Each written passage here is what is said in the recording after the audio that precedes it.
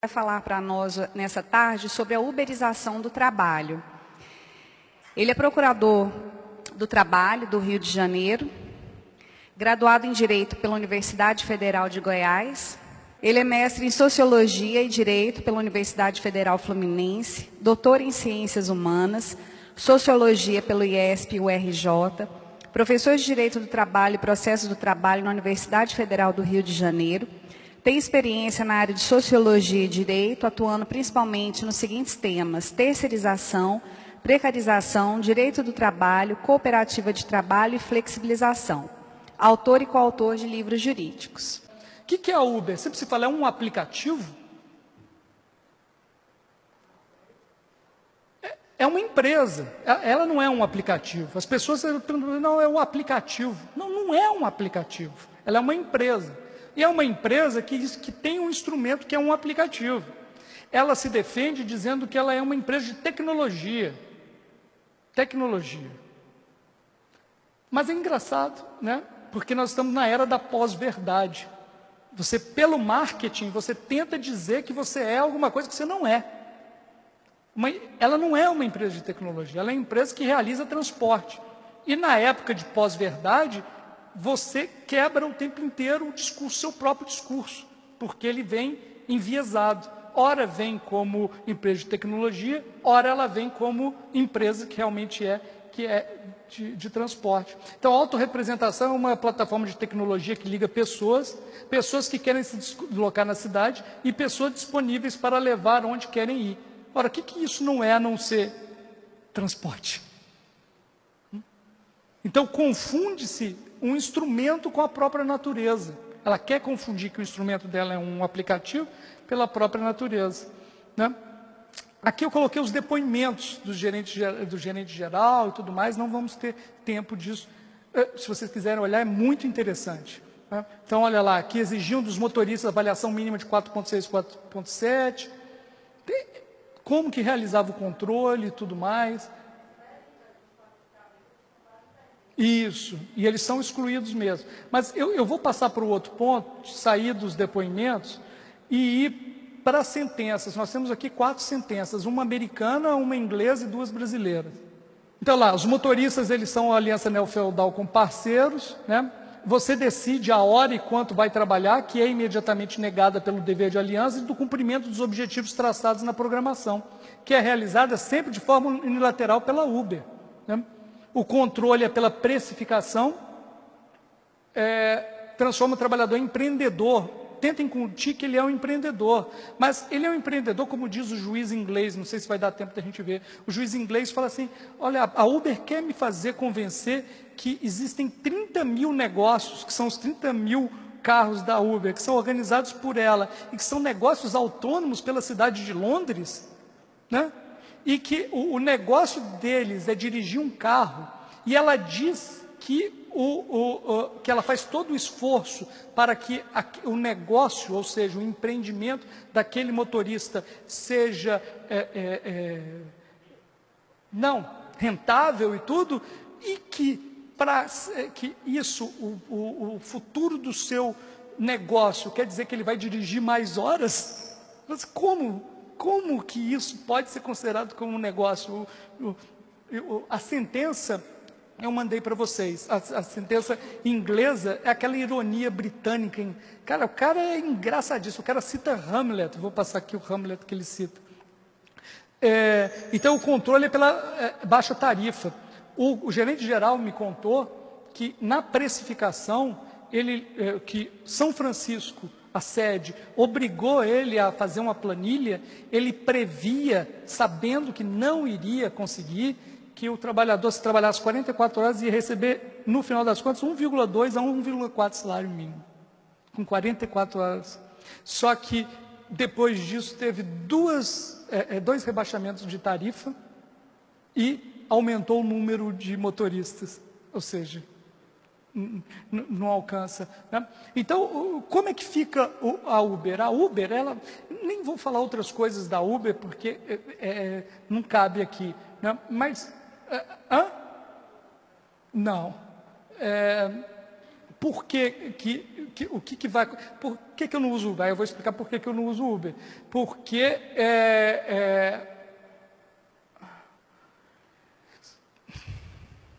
não sei por onde começar. São várias coisas, né? Primeiro que eu sei do sistema de exploração, mas primeiro de tudo, eu acho que a solução não é no consumidor. Não vai ser o consumidor que vai dizer. Sabe por quê? Porque o consumidor vai escolher o que é mais barato. Então, não pode dar essa opção.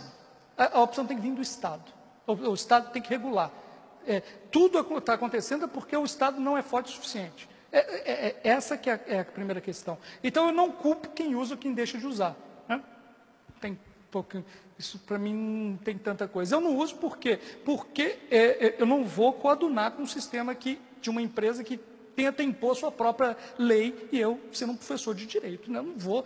A empresa chega e diz que a lei é a que ela manda, e no mundo inteiro, né, chega e diz que ela faz o que ela quiser, né, e nossas fuças, eu não sei, não me sinto confortável com isso. A precificação, então ele prevê se 1,2 e 1,4, isso que a pessoa não vai. E por que a pessoa vai? Geralmente o motorista do Uber é aquele cara desesperado que precisa de um dinheiro para rodar alguns meses. Então, a Uber, no final das contas, ela funciona como um sistema de pirâmide. Lembra da pirâmide? Corrente? As pessoas ficam 3 a 4 meses, enquanto aguentam, e elas são ejetadas. Quebram e entram as outras pessoas. As jornadas estafantes devido ao mercado dominado pela quantidade de alianças neofeudais. O controle pela permeação, ela tem o carrot, incentivos financeiros, preço dinâmico, ela coloca o trabalhador onde ela quiser, na hora que ela quiser. Ela tem um controle de fluxo.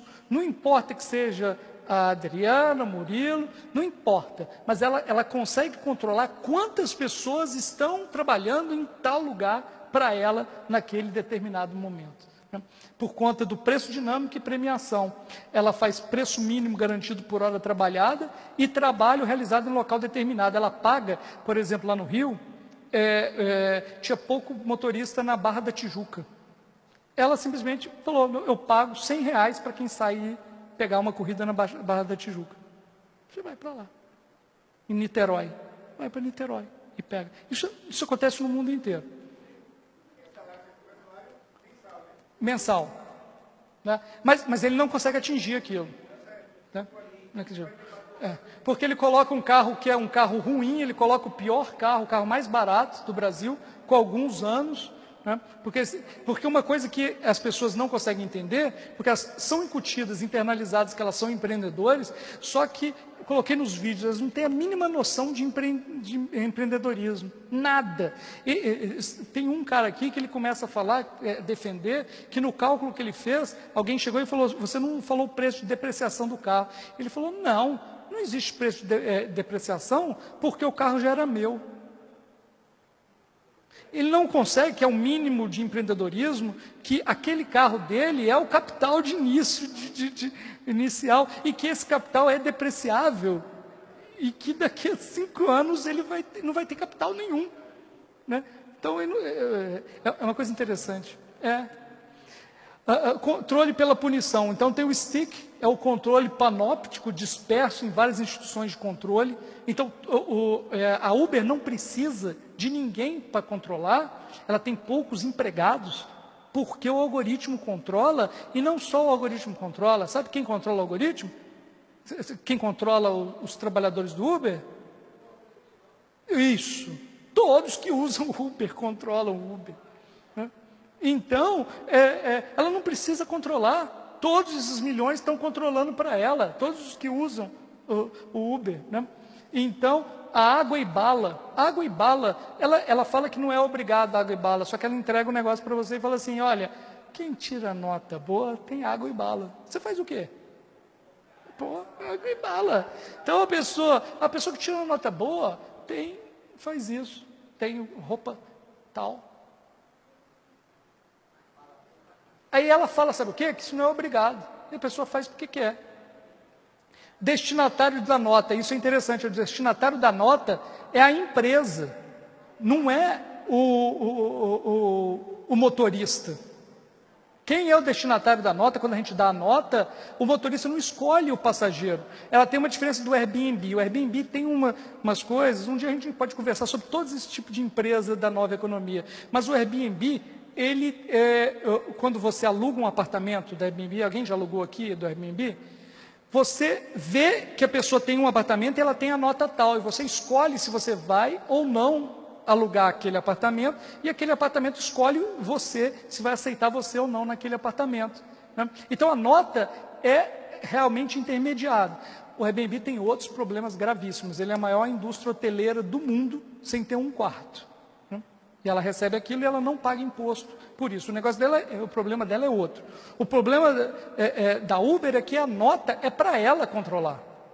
A nota não é para eu saber se eu quero que aquele motorista me leve e eu quero levar aquele passageiro. Não, ela pega o que estiver mais próximo e obriga o cara a pegar. Se o cara não pega 3, ele é suspenso por 10 minutos.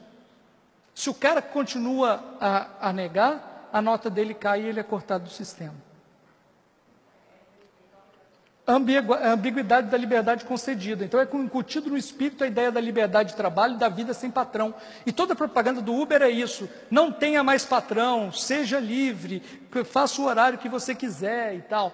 Mas na realidade a liberdade é imediatamente negada pela impossibilidade de emancipação, pela organização dos comandos ou programação. Não tem jeito. Sabe aquela coisa do Capitão Nascimento? Nunca será?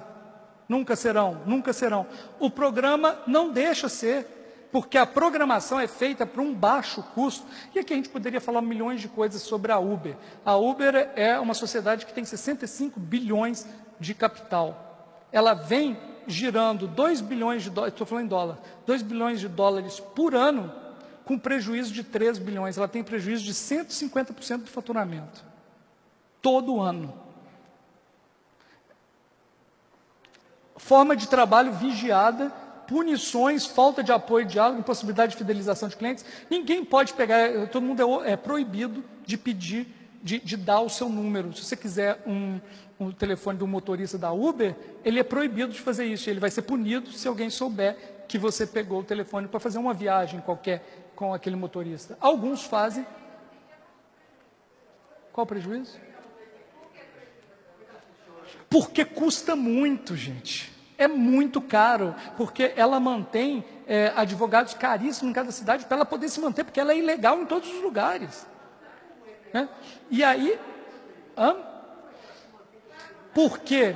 Porque, gente, uma coisa, não há mágica. Como a gente falou, não existe almoço grátis, não é isso? Não existe almoço grátis.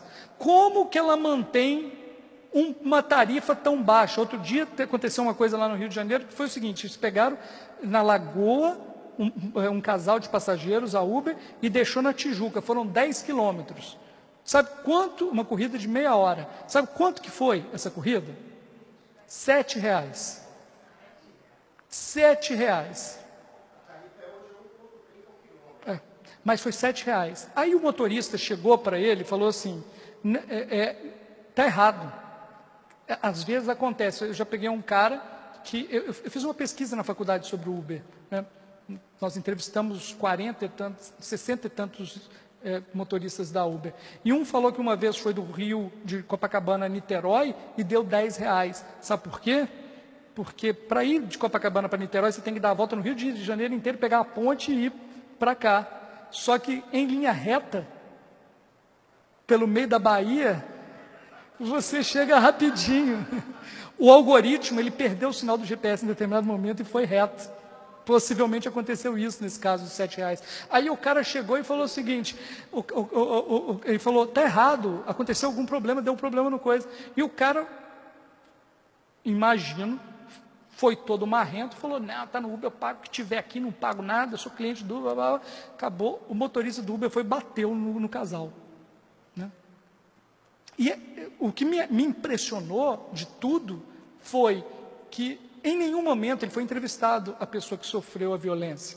Em nenhum momento ele questionou a injustiça dos R$7. Em nenhum momento ele pensou nas razões por que o cara estava bravo daquele jeito, né?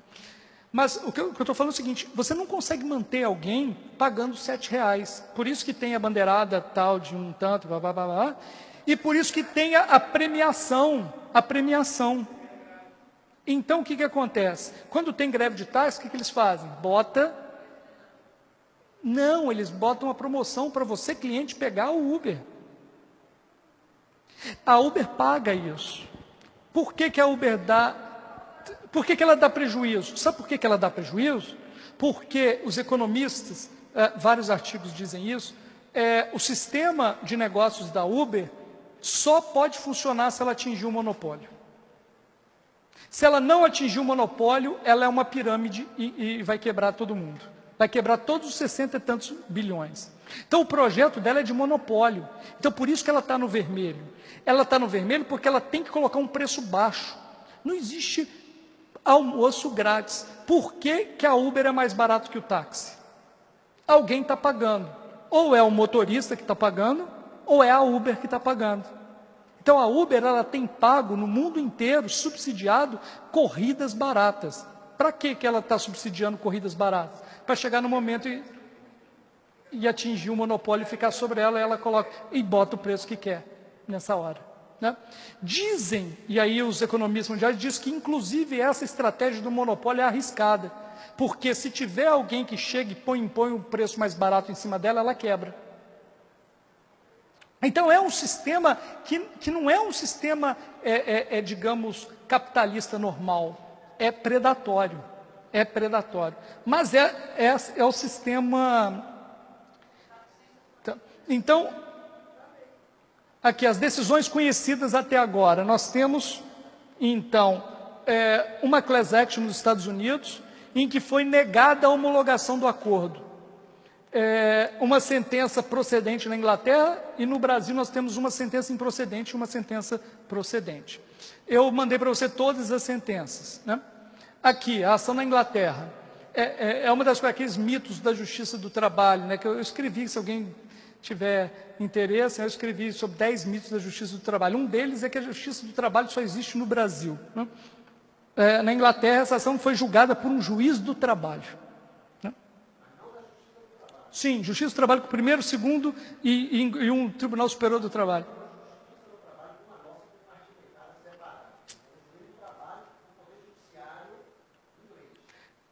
Chama Employment Tribunals.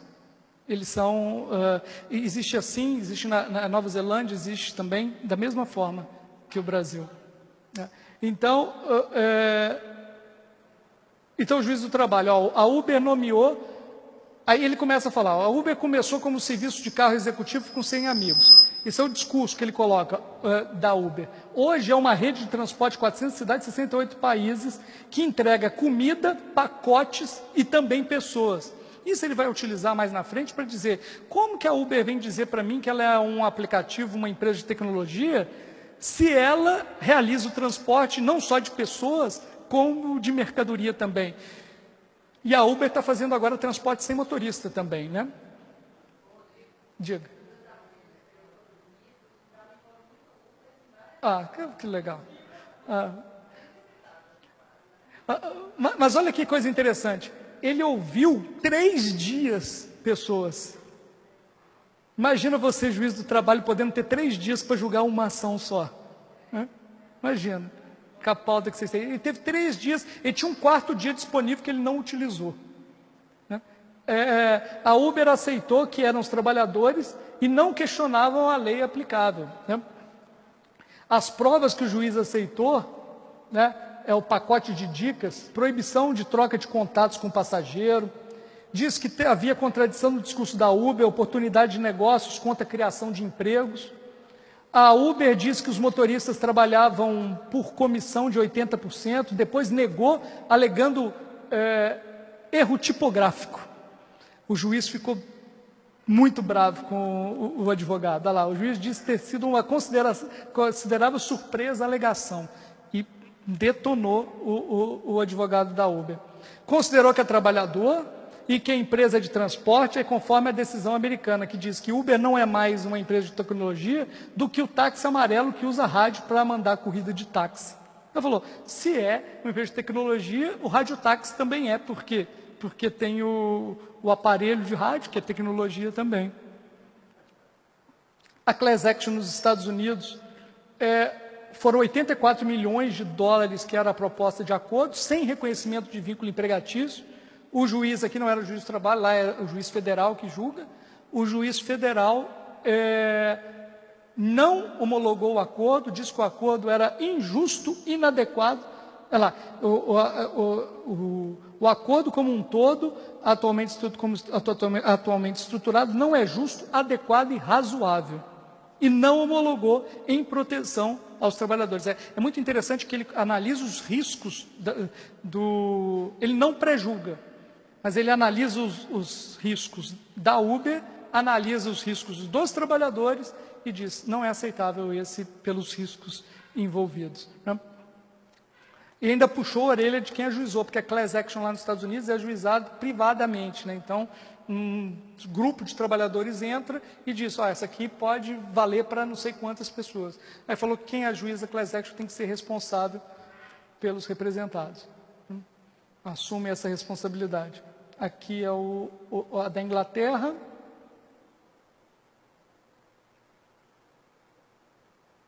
Aí ele fala da unilateralidade, modelo de negócio. A ação na Inglaterra, ele pega e se baseia muito na noção de negócio. Ele fala, olha, há o controle e a Uber quer dizer que, apesar de existir o controle, cada motorista é um negócio. E ele chega e fica destruindo a ideia de que é um negócio, que não tem como se sustentar como um negócio independente. A Uber fixa tarifa, é interessante, aí ele começa a falar, a documentação da Uber era baseada em ficções, linguagem distorcida e terminologias novas, né? A Uber é cheia de terminologia nova, né? O que merecia grau de ceticismo. Aí ele citou Hamlet, que disse, olha, em Hamlet, a rainha Gertrude fala essa fala que quer dizer mais ou menos isso. Eu acho que você está argumentando demais, eu tô achando. Né? Tipo, se você... Isso é usado, é uma frase que é usada cotidianamente na Inglaterra para dizer o seguinte, que se a pessoa está justificando demais, é porque que não tem razão. Então ele começa a falar, não, ela tenta justificar demais aqui. Então, os documentos e contratos não refletem a realidade. Isso é interessante, ele julgou pelo princípio da primazia da realidade. Ele afastou o contrato, disse que o contrato não é de acordo com a realidade, o contrato de trabalho é pela realidade. É interessante, aí mais um mito aí que a Justiça do Trabalho não observa contratos, não tem isso? Ele afastou o contrato, que diz que o contrato não tem nada a ver com a realidade. Né? Ele fala um pouco do direito comunitário europeu e diz que é a distinção que importa, se a pessoa está operando um negócio ou uma profissão independente. Essa é uma sentença improcedente no Brasil. As duas sentenças que nós já tivemos são de Belo Horizonte. Elas com menos de um mês de diferença entre as duas. A primeira julgou improcedente. Eu tinha que chegar mais. Não consigo chegar. A ausência de subordinação diz que é o dever de acatar as ordens dadas pelo empregador no que diz respeito ao modo de prestação de serviços. Então, ele pega uma visão tradicional mesmo da subordinação. Então, é o dever de acatar. E ele vem dizendo que a Uber é uma empresa de tecnologia e que os motoristas, que não há ordens, meras recomendações e incentivos aos motoristas. Né? Então, ele diz que todas as obrigações que têm os motoristas, ele fala que qualquer contrato tem obrigações das partes, então não tem problema nenhum. Não caracteriza a subordinação jurídica a necessidade de que o motorista seja bem avaliado para permanecer ativo na plataforma, pois a Uber não tem ingerência na avaliação, sendo um risco assumido pelas partes contratantes. Eu não entendi muito bem, não, porque qual o risco que a Uber assume na avaliação, se quem vai sair da plataforma é o motorista? Não entendi. Não pegar mais a Uber? Não, mas se o motorista não pegar mais a Uber, ela não vai nem botar a nota, ela simplesmente não vai pegar mais a Uber.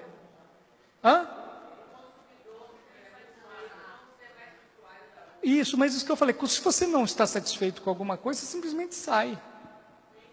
Não? Pode ser. Conforme o contrato social, o objeto da empresa não consiste na realização de transporte de passageiros, mas principalmente no fornecimento de serviços de tecnologia, por isso não há subordinação estrutural. Então, veja que ele não falou em nenhuma hora da realidade, ele falou o contrato diz isso. Então, se o contrato social diz isso, é isso. Plataforma digital de economia compartilhada, cujo objetivo é interligar os motoristas. Ouviu 2 testemunhas, e uma delas é gerente de operações e logística da Uber. Ele baseia metade da sentença dele, ele baseia no depoimento do gerente da Uber. A sentença procedente. A sentença procedente ele já faz a contextualização, ele pega a uberização, todo o processo, a importância da tecnologia, o papel do direito do trabalho, esse patamar civilizatório mínimo. Aí ele vem um por um, ele fala da pessoalidade, tem que ter cadastro, não pode outra pessoa dirigir, a não ser que seja autorizado, e somente a pessoa pode ser. Não eventualidade, a atividade normal da Uber. A Uber, aí ele aplicou o princípio da primazia da realidade, dizendo que na verdade é uma empresa de transportes. E essa questão é uma questão que...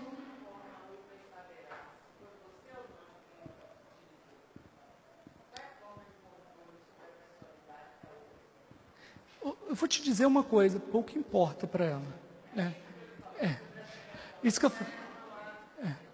Não precisa. Só que se você...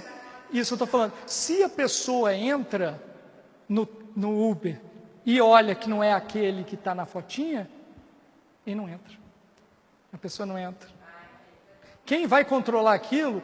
A Uber não sabe, ela não quer saber. Ela tem milhões de pessoas controlando para ela. É a foto. Isso. Esse é o controle é separado, é disseminado, não é localizado. Sim.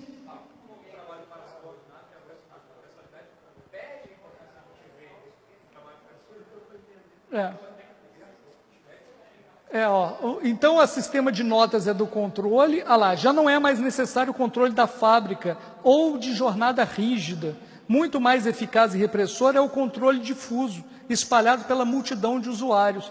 Então, o controle, e ele fala expressamente, o controle se esconde no algoritmo. Ninguém acha que está sendo controlado, mas está sendo controlado pelo algoritmo e pelos próprios clientes. Uma coisa que não tem na outra sentença, a outra sentença não cita o parágrafo único do artigo 6º da CLT, porque nós temos um artigo que diz expressamente que os meios telemáticos de subordinação são equiparados aos controles pessoais para esse fim, para o fim da relação de emprego. Nós temos um dispositivo expresso que trata do controle por programação. É o artigo 6º, parágrafo único da CLT. Né? O juiz também falou da ausência do poder negocial. Por quê? Porque não tem negócio do preço. O juiz inglês falou isso também. Como que você quer dizer que é um negócio se a pessoa não pode colocar o preço dela? O preço dela já está tarifado, já está precificado.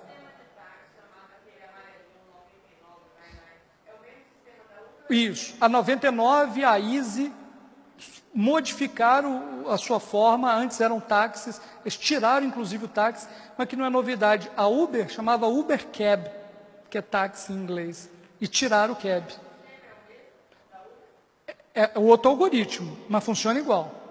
É copiado. Isso, é o mesmo sistema. Eu não uso Uber, eu pego táxi. Os caras estão desesperados no táxi. Chega no Rio de Janeiro, tem o bigorrilho aceso, verde. Você olha assim na rua, é milhões assim acesos. Eles não estão conseguindo para sobreviver. O número de permissões de táxi, ele é contado por quê? Porque é feito um cálculo para aquela tarifa dar para as pessoas sobreviverem. Você liberalizando o mercado desse jeito, deixando 30 mil Uber mais 30 mil táxis, você dividiu o mercado em 2. Ou seja, dividiu o valor de cada pessoa. Se estava difícil antes para aquele motorista que não tinha o carro, mas que alugava por diária o táxi de um dono de autonomia, agora está muito pior. Uma coisa interessante, a Uber ela paga uma quantia para o motorista indicar outro motorista do Uber. Ou seja, ela paga para o motorista para arrumar concorrência para ele mesmo. É muito interessante a outra coisa, as ações. Nós estamos deixando amadurecer, porque a gente acha que se a gente ajuizar agora a ação, pode ser improcedente. Mas eu achei engraçado que o juiz inglês, ele coloca essa frase do John Milton, que é um poeta do século XVII, que é mó barato, né? Que quer dizer o seguinte: aqueles que só ficam parados esperando, também nos servem. Então, isso quer dizer a questão, hoje, da própria organização do trabalho, dessa fragmentada, que mesmo aquelas pessoas que estão simplesmente à disposição, por exemplo, da Uber, elas servem, porque elas estão criando uma possibilidade da demanda. Então, o olhar, e isso ele falou no julgado dele, o olhar do juiz e o olhar do Estado para regular essas coisas, tem que entender que eles estão servindo a organização econômica. Então, a nossa ideia, e essa ideia do direito do trabalho proteger a quem merece, tem que olhar isso. Olha, uma empresa está vindo aqui e está realizando uma atividade econômica e está utilizando as pessoas aqui, tem que ser responsável por elas, né? E o direito do trabalho que vai tentar civilizar isso, né? Isso é só uma faceta, igual você falou, mas não vem o Estado e impõe, diz, pô, Uber, cai fora. Em alguns lugares aconteceu isso. Pô, Uber, cai fora daqui, né? Mas não tem esse Estado que faz isso. Mas tem o direito do trabalho. Por incrível que pareça, na Inglaterra, que é o berço liberal, foi a primeira que condenou a Uber. Gente, aqui está meu e-mail, qualquer coisa precisando, estou à disposição trocar. Esse material está disponível para vocês. Junto com esse material, eu coloquei as sentenças. Então, se vocês quiserem dar uma olhada nisso daí. Foi imensa satisfação estar aqui com vocês terem ficado aqui até o final. Muito obrigado.